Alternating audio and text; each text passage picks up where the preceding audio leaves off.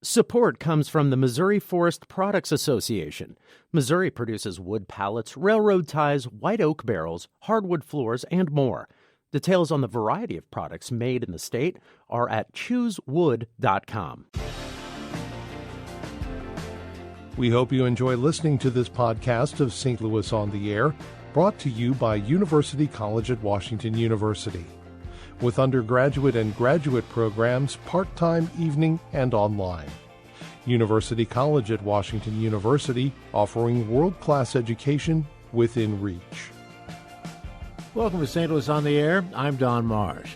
Today we go behind the headlines. We're looking at labor unions and their future after the recent Supreme Court ruling that non-union public sector workers cannot be made to pay union fees. It's likely to lead to further erosion of organized labor membership, now placed at about 10% of the national labor force. Joining me by phone to discuss what it means is Pat White, president of the St. Louis Labor Council. Pat, thanks for being with us. Thanks for having me on, Don. Pat, what does the Supreme Court ruling this week mean for organized labor in general? Well, it's strictly another attack on working men and women. It's going to, it's certainly going to weaken certain unions. The public sector unions have been on attack, not only statewide, but nationally for a long time. We were actually expecting this verdict a few years ago before Justice Scalia passed away. It was under another name, Fredericks versus California Teachers Union. So a lot of these bigger organizations have been preparing for this for the last couple of years. Really was a matter of time, but we feel like it may, in some cases, energize folks to get out and organize because they see these millionaires and billionaires attacking working men and women. But nonetheless, Pat, as you know very well, membership in unions has really declined in recent years. It's half of what it was 20 years ago, a third of what it was in 1954. Yes, and I really do believe legislatively they've hurt us, and that is true. We've had a bit of an upswing in the last couple of years. I think last year the number was 250,000. People were organized, and almost 80% of those were millennials. So I know a lot of younger folks are starting to get into that groove. Our approval rating has gone up over 60% over the last couple of years, and that's at an all-time high. You see what's happening around the country with teachers in the different states organizing and walking out. So, yes, we may be against the ropes, which we have been for a while, but we're certainly not down yet. Who exactly is it that is working against the unions? Are we just talking big corporations, employers in general, or who's behind it? It's more of the bigger corporations, CEOs. You have the Koch brothers out there in charge of Koch Industries nationally. In the state of Missouri, we have one gentleman that threw $20 million into the last election, the owner of Tamco Industries out of Joplin, David Humphreys, and all of these, and over in California, especially with the Janus decision, this was Governor Rauner's baby, and that's how it all started in Chicago with this. And Rauner, who is a self-proclaimed millionaire governor, it was the driving force behind this. It's not the rank and file union members that are disgruntled with their union that are doing this stuff. It's all being funded by corporations like the Koch brothers and ALEC and some of these groups. If you look into who's behind these things, and most of them are conservative think tanks or conservative PACs that have millions upon millions of dollars to spend on this. What's the impact of this decline had on non-union workers? It can be argued that, or a case can be made, I guess, that the middle class has declined as unions have. Oh, there's no doubt about it. I mean, if you just look at, if you talk about non-union members, our workers, just look at the tragedy that happened in downtown St. Louis a couple weeks ago. Those two poor gentlemen, they could have declined to do that work, and they would have been run off the job. I mean, Missouri is an at-will state, so you basically can be fired for anything other than discrimination.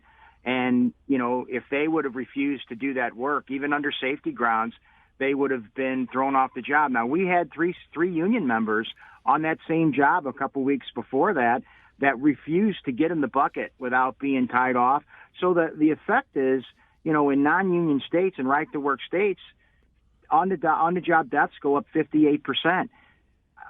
When you start talking about non-union states, the average yearly income goes down $8,000. So it certainly has an adverse effect on everyone, not just union folks, but the whole middle class, which are lack thereof, quite frankly. But in terms of dollars and cents, is there any way to make a comparison, for instance, between union workers' pay and benefits to those who are non-union? Yes. Well, I'll tell you a story about, they were building a bridge between Nebraska and Missouri a few years ago, and Nebraska is a right-to-work state. And the same gentleman that, they were, half of the bridge was being built from Missouri by Missouri workers, the other half was being built by Nebraska workers. And when they met in the middle, there was a $10 an hour difference in their pay. And that's, and that, this is a story that, the former Attorney General Chris Koster told numerous times on his campaign trail a few years ago. And yes, I mean, it's easy right there. And when you start talking about equality, women who are in non-union jobs makes 16 cents less an hour. Women who are in union jobs, and this is something we still need to work on, that gets cut more than half. It's 6 cents an hour. So yeah, in dollars and cents, you certainly get more. You get trained better. The safety is better.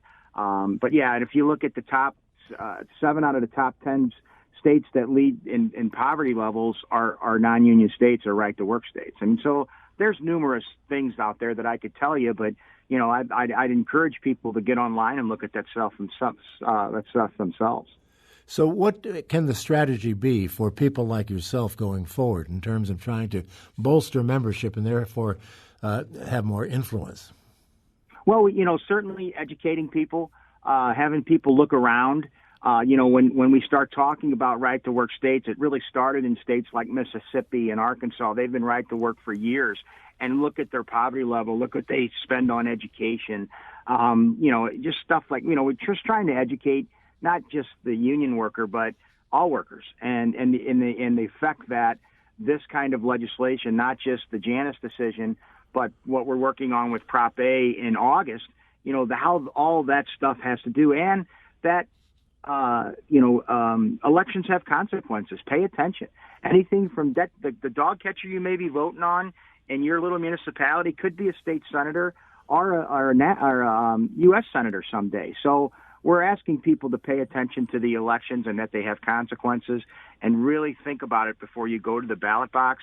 And also, like I said, is educating folks on the adverse things that happen in states that go this way. And this is nationally, but we're really under attack here in Missouri too on other fronts.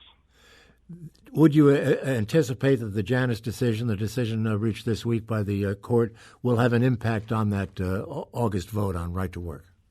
What we're hoping for, Don, is we're hoping that it'll energize our folks even more, and it'll also make people realize that, this is just another attack by the wealthy on the working class, and that, they can actually do something in the next month and a half. They can actually get out and have their voice heard on something that is not the same as the Janus decision, but in the same ballpark. Somebody asked me the other day, I said, it's not really apples and oranges.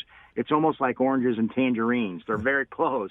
So I think I'm hoping this energizes not only our folks, that we have working for us and rooting for us, but folks outside of the labor movement that would get out to vote in August. St. Louis has been known for many, many decades as a strong union town. Is it still?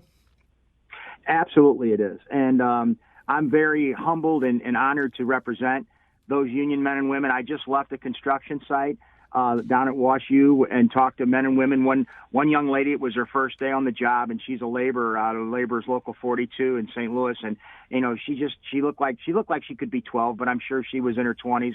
And to see that, and to see that, the diversity down there with on these construction sites. And if you just look around and look at the buildings, look at the cranes going up at Ballpark Village, at Centene, at NGA, the Arch. These were all built by union men and women who go through tremendous training in million-dollar training facilities, not paid for by the government, but paid for by the unions and the contractors. And I just, I always compare it from around the country when I'm talking to other union folks is we're almost like a Chicago or a New York or an LA, but on a smaller level. But yes, we are certainly a strong union town. And, like I said, I'm humbled and honored to be, talking about that and be representing that. Well, we want to thank you, Pat White, president of the St. Louis Labor Council, for being with us and kind of reacting to what happened with the Supreme Court this week. Thank you, sir. Thank you, Don, and have a good day and enjoy your holiday. You too. You too. Thank you. This is St. Louis on the Air on St. Louis Public Radio, 90.7 KWMU.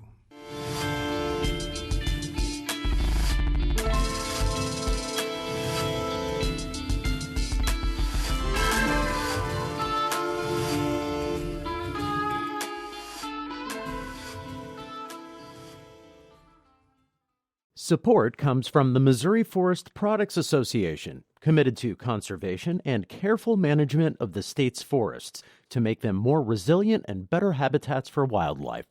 ChooseWood.com.